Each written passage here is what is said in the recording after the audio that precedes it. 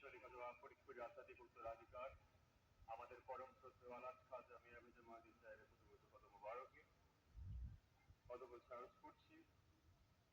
বিশ্বলিখা ফরিদপুর আধ্যাত্মিক উত্তরাধিকার জাতীয় পার্টির মাননীয় চেয়ারম্যান আলহাজ খাজা মোস্তফা ইসরাতুল মহীউদ্দিন সাহেবের প্রতিমূর্ত কত মোবারকে একই সাথে কতগুলো সারস করছি আমাদের পরম শ্রদ্ধেয় আলহাজ খাজা বড় চাচা মহীউদ্দিন সাহেবের প্রতিমূর্ত কত মোবারকে। আজকে উপস্থিত আমাদের সম্মানিত অতিথিবৃন্দগণ, আমাদের সম্মানিত সাংবাদিক ভাইয়েরা যারা উপস্থিত হয়েছেন, আমাদের প্রশাসনের যারা আজকে এখানে উপস্থিত হয়েছেন, আজকের আমাদের মহাপবিত্র বিশ্ব ইসলামী সম্মেলনকে সফল করার জন্য যারা সহযোগিতা করেছেন, জাকের পার্টির মূল দল, জাকের পার্টির 26টি সহযোগী সংগঠন, জাকের পার্টির ছাত্র ফ্রন্ট, যুব ফ্রন্ট, যুব স্বেচ্ছাসেবক ফ্রন্ট, স্বেচ্ছাসেবক ফ্রন্ট, জাকের পার্টির সুমহান প্রতিষ্ঠাতা বিশ্ব আলী হযরত শাহ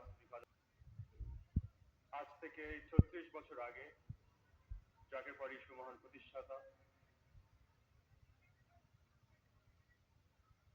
মদিনার একটি আলোকিত একটি রাষ্ট্র ব্যবস্থাপনার উদ্দেশ্যে মুসলিম জনতাকে ঐক্যবদ্ধ করার লক্ষ্যে, মুসলিম জনতাকে মুক্তি করার লক্ষ্যে, বাংলার শান্তিকামী মুক্তিকামী জনতাকে মুক্ত করার উদ্দেশ্যে তিনি 1989 সালে 12 রবিউল আউয়ালের দিন জাকের পার্টিকে প্রতিষ্ঠিত করেন।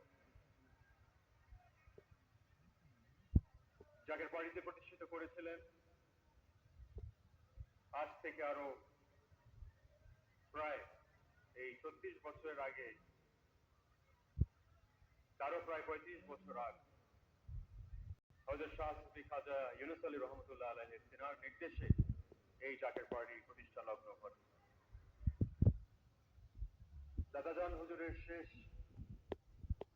জবানে তিনি বলেছিলেন, এরা শেষ দরুদ শরীফে তিনি বলেছিলেন যে জাকের পার্টির কি জয়, জাকের পার্টির কি জয়। এবং এই সিলসিলা ধরে হযরত শাহজালাল রহমতুল্লাহ আলাইহি যখন বাংলার জমিনে অনুপ্রবেশ করেন 360 আউলিয়া কেরাম নিয়ে, তার সূত্র ধরে আমাদের বড় পীর আব্দুল কাদের জিলানী রহমতুল্লাহ আলাইহির কদম মোবারকে চুম্বন এবং শ্রদ্ধা নিবেদন করি। এবং এই সিলসিলার সিংহ পুরুষ, উপমহাদেশের মুসলিম জনতার নেতা, যিনি মোগল সম্রাট আকবরের বিপক্ষে রুখে দাঁড়িয়েছিলেন, হযরত শাহ সুফি মুজাদ্দিদ আল ফিসানি শাইখ আহমেদ সেরেন্দি রহমতুল্লাহ আলাইহি, তেনার কদম মোবারকে গভীরভাবে আমরা শ্রদ্ধা এবং কদমুল চারণ করছি এবং নিবেদন করছি। আজকে আপনারা চারপাশে আপনারা দেখতে পাচ্ছেন অরাজকতা, নৈতিক অবক্ষয় এবং একই সাথে মনুষ্যত্ববোধের বর্তমানে যে অবক্ষয় ঘটেছে। আজকে যেইভাবে মানুষ মানুষকে হত্যা করে, যেভাবে মানুষ মানুষকে আজকে রক্তাক্ত করে, কোন স্বাধীন দেশ তো দূরের কথা, কোন সভ্য দেশ এটা কোনোভাবে কাঙ্ক্ষিত হতে পারে না। এটা আমরা কোনোদিন মেনে নিতে পারি না এবং এটা কোনোভাবেই, বিশেষ করে আমাদের প্রাণের বাংলাদেশে, এটা মানুষের মতো মানুষ গড়ে তুলতে হবে। মনুষ্যত্ববোধের অবক্ষয় ঘটলে আজকে সমাজে যে অব্যবস্থাপনা রয়েছে, যে ধরনের অরাজকতা রয়েছে, প্রতিদিন লাশ করছে, খুন হচ্ছে মানুষ, কুকুরের মতো মানুষকে পিটিয়ে হত্যা করা হচ্ছে, কবর থেকে লাশ তুলে জ্বালিয়ে দেওয়া হচ্ছে। এটা কোন সভ্য সমাজে, আবারও আমি বলছি, তীব্রভাবে বলছি, নিন্দা জানিয়ে আমি বলছি, কোন সভ্য সমাজে এটা আমরা মেনে নিতে আমরা পারি না। যেভাবে নবী করিম সাল্লাল্লাহু আলাইহি সাল্লাম সর্বকালের সর্বশ্রেষ্ঠ মহামানব, যিনি যেভাবে মদিনার আলোকে সকল ধর্ম বর্ণ নির্বিশেষে সকল শ্রেণী পেশার মানুষকে নিয়ে একটি ঐক্যবদ্ধ একটি রাষ্ট্র ব্যবস্থাপনার জন্য বিশ্ববাসীকে ধাবিত হতে বলেছিলেন, বর্ণবাদকে ভুলে গিয়ে, সমাজ কাঠামোকে ভুলে গিয়ে, সকল শ্রেণীর ভেদাভেদ ভুলে গিয়ে একটি ঐক্যবদ্ধ রাষ্ট্র ব্যবস্থাপনা কথা যেভাবে বলেছেন, সেই ব্যবস্থাপনা আজকে সত্যিকার অর্থে ভঙ্গুর অবস্থায় পড়েছে। আজকে আমার পেশাগত দায়িত্ব একজন অর্থনীতিবিদ হিসাবে আমার আপনাদের সামনে দুই কথা বলতেই হয়। আইয়ুব খানের আমলে আমরা সবসময় বলতাম যে এক দেশে দুই অর্থনীতি, ওই 22 পরিবার দ্বারা তখন পূর্ব এবং পশ্চিম পাকিস্তান পরিচালিত হতো। তার আগে ব্রিটিশ সাম্রাজ্যকারীরা ইস্ট ইন্ডিয়া কোম্পানির মাধ্যমে দেশের মানুষের অর্থ সম্পদ সবকিছু লুণ্ঠন করে বাংলার জমিনের মানুষকে কঙ্কাল বানিয়ে বাংলাদেশের অর্থনীতিকে লুটপাট করে একটি সমৃদ্ধশালী জাতি থেকে একটি দারিদ্র জাতিতে রূপান্তরিত করে দেশকে জলাঞ্জলি দিয়ে তারা বাংলার মানুষ পরবর্তীকালীন 54 বছর পরে বাংলার জমিনে যে ধরনের অরাজকতা আমরা দেখেছি, একটা দেশে যখন আজকে আমরা কুড়িগ্রামে যখন যাই, উত্তরবঙ্গে যখন যাই, বাংলাদেশের প্রান্তিক জনগোষ্ঠী, দক্ষিণবঙ্গে আজকে ফরিদপুর জেলা থেকে রাজবাড়ী, মাদারীপুর, শরীয়তপুর, বরিশাল, পটুয়াখালী ইত্যাদি আমাদের প্রায় দক্ষিণবঙ্গে প্রায় 20টি জেলা যখন একদম প্রান্তিক জনগোষ্ঠীর মানুষের কাছে যায়, এই যে হাহাকার, এই যে বর্তমানে যে দারিদ্রতার যে অভিশাপ, বাংলাদেশে অর্থের, আমি বারবার বলেছি, অর্থের কোনো অপর্যাপ্ততা ছিল না, পর্যাপ্ত পরিমাণে এই দেশে অর্থ ছিল, কিন্তু বারবার যারাই আমাদের শাসক গোষ্ঠী এসেছে, দেশের মানুষের নৈতিক অধিকার, গণতান্ত্রিক অধিকার, তাদের স্বাধীনতার যে মূল চেতনাগুলো ছিল, যে মৌলিক যে দাবিগুলো ছিল, মৌলিক যে অধিকারগুলো ছিল, বারবার প্রতিবার এই শাসক গোষ্ঠী দ্বারা দেশের মানুষ, দেশের আপমর জনসাধারণ, বাংলার মুসলিম জনতা বারবার তারা প্রতারণার শিকার হয়ে মুখ থুবড়ে পড়েছে। এবং ইসলামের আলোকে সত্যিকার অর্থে যে ইসলাম, যে শান্তির বার্তা নিয়ে এসেছিলেন, আউলিয়া কেরামরা যারা ইসলামকে বাংলাদেশে প্রতিষ্ঠিত করেছিলেন, আজকে তাদের সাথে যে ধরনের বেয়াদবি করা হচ্ছে, এটা যারা ইতিহাস জানে, যাদের ভিতরে ন্যূনতম বিবেকবোধ আছে, যাদের ভিতরে ন্যূনতম মনুষ্যত্ববোধের একটি একটি ক্ষুদ্র একটি চিহ্ন পর্যন্ত রয়েছে, তাদের দ্বারা এই ধরনের অসম্মান কোনোভাবে আমরা মেনে নিতে পারি না। জাকের পার্টি কোনো নেতা কর্মী এটা মেনে নিতে পারে না। তাই আলেম ওলামাগণদের প্রতি আমার বিনীতভাবে অনুরোধ, কলেমার ইসলামে আমাদের ঐক্যবদ্ধ হতে হবে। ইসলামের নামে যে বিভাজন, যে বিভেদ, সেখান থেকে আমাদের ঐক্য গড়ে তুলতে হবে যদি মুসলিম উম্মার স্বার্থ আমরা সংরক্ষণ করতে চাই। যত ধরনের বিভাজনের মাধ্যমে দেশের স্বার্থ, দেশের স্বাধীনতা, দেশের মানুষের মৌলিক অধিকার, প্রতিবার দেশের মানুষের অর্থ সবকিছু লুণ্ঠন হয়েছে, আমাদের স্বপ্ন, আমাদের ভবিষ্যৎ, আমাদের দেশের মানুষের কর্মসংস্থান প্রতিনিয়ত লুটপাট লুণ্ঠন করা হয়েছে।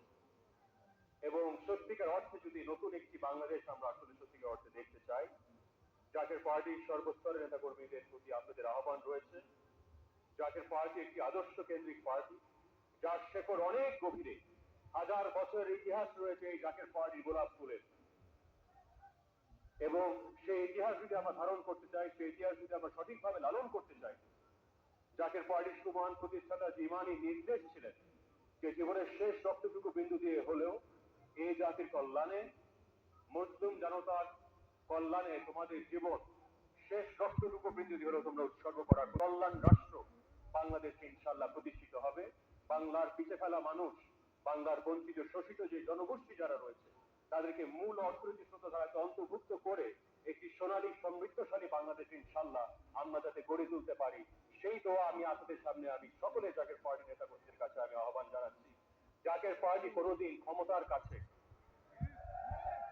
আদর্শের প্রতি আমরা ধাবিত ছিলাম বিধায় আজকে যে মহা জনসমুদ্রতে আজকে রূপান্তরিত হয়েছে, এই যে ভালোবাসার যে বন্ধন, এই যে প্রেমের যে বন্ধন, এই যে আদর্শের যে বন্ধন, আমি সুদৃঢ়ভাবে আমি বিশ্বাস করি একদিন না একদিন সত্যের বিজয় যেহেতু অবশ্যম্ভাবী, যেহেতু এই বাংলাদেশ হয়তো শাহজালালের বাংলাদেশ, যেহেতু এই বাংলাদেশ হয়তো শাহপরানের বাংলাদেশ, যেহেতু এই বাংলাদেশ হয়তো শাহ সুফি খাজা এনায়তপুরের বাংলাদেশ, যেহেতু এই বাংলাদেশ বিশ্ব আলী খাজা ফরিদপুরের বাংলাদেশ, আগামী দিন ইনশাল্লাহ এই বাংলাদেশ হবে জাকের পার্টির বাংলাদেশ, এই বাংলাদেশ হবে জাকের পার্টির ইমাম মোস্তফা আমির ফয়সালের বাংলাদেশ ইনশাল্লাহ। আমি আপনাদের সকলকে আমি আহ্বান জানাচ্ছি, নতুন একটি বাংলাদেশের স্বপ্ন যদি আমরা সত্যিকার অর্থে বাস্তবায়ন করতে চাই, দল মত নির্বিশেষে যারা আজকে আপনার উপস্থিত হয়েছে, ধর্ম বর্ণ নির্বিশেষে আমি আপনাদের সকলকে আহ্বান জানাই, এই দেশ একটি ধ্বংসস্তূপের সান্নিধ্যে পৌঁছে গিয়েছে। আপনারা দেখতে পাচ্ছেন চারিদিকে যে ধরনের অরাজকতা, যে ধরনের নৈরাজ্য, যেভাবে মারামারি, হানাহানি, কাটাকাটি চলছে, এই দেশটাকে আমরা একটি ধ্বংসস্তূপে আমরা পরিণত হতে দিতে পারি না এবং প্রতিরোধ করে তোলার দায়িত্ব আপনাদের যেভাবে আমার দায়িত্ব রয়েছে জাকের পার্টির একজন গ্রামের সদস্য, একই পরিমাণ সেই দায়িত্ব ধারণ করে আপনারা দেশের মানুষের নেতৃত্ব দিয়ে তাদেরকে সম্পূর্ণ নিরাপত্তা নিশ্চিত করার দায়িত্ব আপনাদের সকলের কাছে। একইভাবে আমি অর্পিত দায়িত্ব আপনারা পালন করার জন্য সকলে গ্রহণ করার জন্য প্রস্তুত আছেন?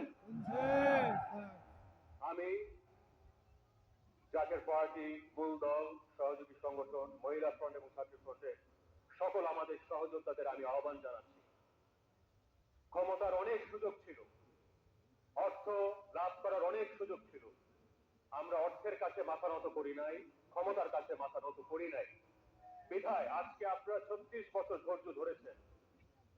আমি মনে করি দেশের আপামর জনসাধারণ একদিন না একদিন সত্যের পক্ষে, দেশের আপামর জনসাধারণের যারা সত্যিকার অর্থে খেদমত করতে পারবে, যাদের বিদেশি কোনো প্রভু নাই, বিদেশি কোনো মালিক নাই, যারা গোলামীর জিনজিরের দ্বারা দেশকে পরিচালনা করতে চায় না, যারা সত্যিকার অর্থে প্রকৃত অর্থে দেশের প্রান্তিক জনগোষ্ঠীর খেদমত করতে চায়, প্রত্যন্ত অঞ্চলের মানুষকে মুক্ত করতে চায়, আমি বিশ্বাস করি একদিন না একদিন দেশের মানুষ আমাদের পক্ষে ইনশাল্লাহ একদিন না একদিন রায় দিবে। এবং আজকে যারা আপনারা দূর দূরান্ত থেকে কষ্ট করে এসেছেন, আমি আপনাদের সকলকে আমার অন্তরের অন্তঃস্থল থেকে আমি কৃতজ্ঞতা বোধ প্রকাশ করি। জাকের পার্টির সমান প্রতিষ্ঠাতা বলতেন, একতার বলে হ বলিয়ান, উড়িবে তবে আকাশে বিজয় নিশান। এবং সেই বিজয় নিশানের পতাকা ইনশাল্লাহ আগামী দিনে জাকের পার্টির ইমাম মোস্তফা আমির ফয়সাল মুজাহিদি এই সত্যের ঝান্ডা, যেই সত্যের ঝান্ডা আজ থেকে 1400 বছর আগে সর্বজাতির কাছে ধাবিত হয়েছে, সেই সত্যের ঝান্ডা ইনশাল্লাহ বাংলাদেশের 86,000 গ্রামে ইনশাল্লাহ উত্তোলিত হবে ইনশাল্লাহ। আমি আপনাদের সকলে দীর্ঘ হায়াত কামনা করি। আমি আপনাদের সকলের দৈনন্দিন জীবনের যত বালা মুসিবত আছে রব্বুল আলামিন আমাদের সকলের আত্মত্যাগের বিনিময়ে আপনাদের সকলকে দীর্ঘ হায়াত এবং সুস্বাস্থ্য কামনা করে আপনাদের পরিবার পরিজনদেরকে সকল বালা মুসিবত থেকে মুক্ত করেন এবং ইনশাল্লাহ সত্যের পথে ধাবিত হওয়ার সেই ইমানি শক্তি, ইমানি বল আপনাদেরকে দান করেন এবং দেশের মানুষের খেদমত করার জন্য, দেশের মানুষের মুক্ত করার জন্য যে লড়াই, যে ইমানি পরীক্ষা দরকার, সেই সততা, সেই সৎ সাহসতা আল্লাহ রাব্বুল আলামিন আমাদের সকলকে দান করেন এবং সত্যের বিজয় আমি এবং গোলাপ ফুলের বিজয় আমি আল্লাহর দরবারে ভিক্ষা চেয়ে আমি আমার বক্তব্য এখানেই শেষ করছি। ওয়াখির দাওয়ানা বলেন আলহামদুলিল্লাহি রাব্বিল আলামিন। আসসালামু আলাইকুম ওয়া রাহমাতুল্লাহি ওয়া বারাকাতুহু। জাকের পার্টির সমান প্রতিষ্ঠাতা বিশ্বলী হযরত শাহ আব্দুল কাদের আফরোজপুর জিন্দাবাদ। জাকের পার্টি জিন্দাবাদ। জাকের পার্টি মাননীয় চেয়ারম্যান আলহাজ খাজা মোস্তফা ফয়সাল মুজাহিদি সাহেব জিন্দাবাদ। ইনশাআল্লাহ ইনশাআল্লাহ একদিন না একদিন সত্যের ঝান্ডা ইনশাআল্লাহ বাংলার মানুষকে ঐক্যবদ্ধ করবে। পুরো দেশবাসীকে ইনশাআল্লাহ এক পতাকার নিচে ইনশাআল্লাহ আমরা ঐক্যবদ্ধ করে দেশের মুক্তিকামী শান্তিকামী মানুষকে আমরা মুক্ত করে ইনশাআল্লাহ আমরা ছাড়বো ইনশাআল্লাহ। সকলের থেকে বিদায় নিচ্ছি। আসসালামু আলাইকুম ওয়া রাহমাতুল্লাহি ওয়া বারাকাতুহু।